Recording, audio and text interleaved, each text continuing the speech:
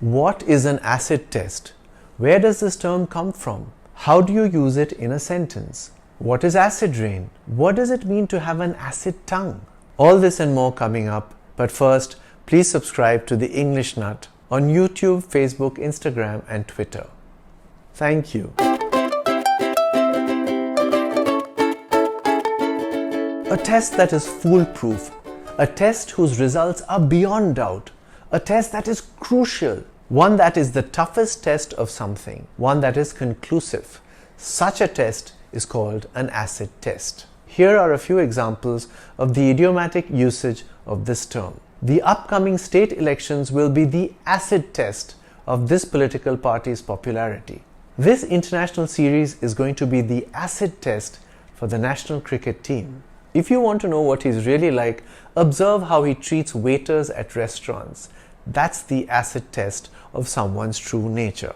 The literal meaning of acid test comes from the use of nitric acid to test the purity of gold. The test was developed in the late 18th century. In the mid-1800s, gold prospectors in America used the test to determine whether the metal they found was indeed gold and not some base metal. Base metals would dissolve readily in the acid, whereas gold would not. The way the test was carried out was that the metal was rubbed on a touchstone. Acid was applied to the particles that rubbed off onto the touchstone. If these did not dissolve, it was gold. If they dissolved, it was a base metal or fool's gold, a shiny mineral found in rocks that could be mistaken for gold. Here is one of the earliest examples of the figurative use of the phrase in print. It was in the Columbia Reporter, Wisconsin, 1845. 24 years of service demonstrates his ability to stand the acid test, as Gibson's soap polish has done for over 30 years. Gibson's soap polish was a product advertised as the best cleaner for the best buildings. So this quote seems to compare 24 years of a person's service with that of a cleaning product. Interesting. The phrase acid test has a connection with the now illegal psychedelic drug LSD. The full form of LSD is lysergic acid diethylamide. It is colloquially known as acid. Writer Ken Kesey threw a series of parties known as the acid tests in the San Francisco Bay Area in the mid-1960s, encouraging the use of LSD, before it was made illegal in California. Ken Kesey was a part of the hippie movement.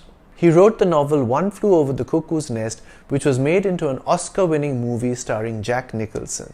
Kesey's parties were advertised with the headline, "Can you pass the acid test?" His naming of the parties was a pun on the acid test that was popularized during the California gold rush more than a century earlier. These parties, the counterculture movement they were a part of, and this interpretation of acid test were written about by Tom Wolfe in his 1968 non-fiction book, The Electric Kool-Aid Acid Test. Kool-Aid, a popular soft drink, was spiked with LSD at these parties, hence the name. Jefferson's Airplane, a San Francisco-based rock band born in this era, came up with a song called A Song for All Seasons, which also mentions the acid test parties. Well, I thought you had it made, but you ain't even paid for the things that you've bought since the acid test. Looks like the acid test did not end well for the person mentioned in the song. Coming back to Tom Wolfe, while he started out as a non-fiction writer, he debuted as a novelist in 1987 with The Bonfire of the Vanities. This satirical novel about a trader on Wall Street takes a Dickensian look at Manhattan as a modern city in chaos. It is considered Wolfe's best novel. It's worth a read. Acid-washed jeans were all the rage at one point in time.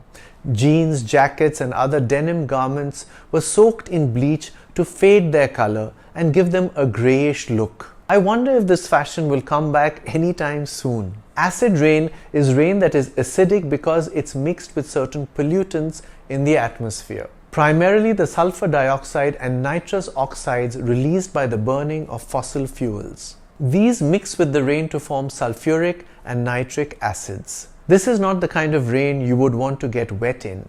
The major culprit for sulfur dioxide and nitrous oxide emissions is electricity generation from fossil fuels, which is why it is so important to switch to environmentally friendly forms of power generation, such as from the sun and the wind. An acid tongue describes a sharp and cutting manner of speaking, one characterized by acerbic remarks. Acid-tongued describes the person who employs this manner of speaking, basically someone who is sarcastic and sharp-tongued. Some movie critics are known for their acid-tongue reviews, for example.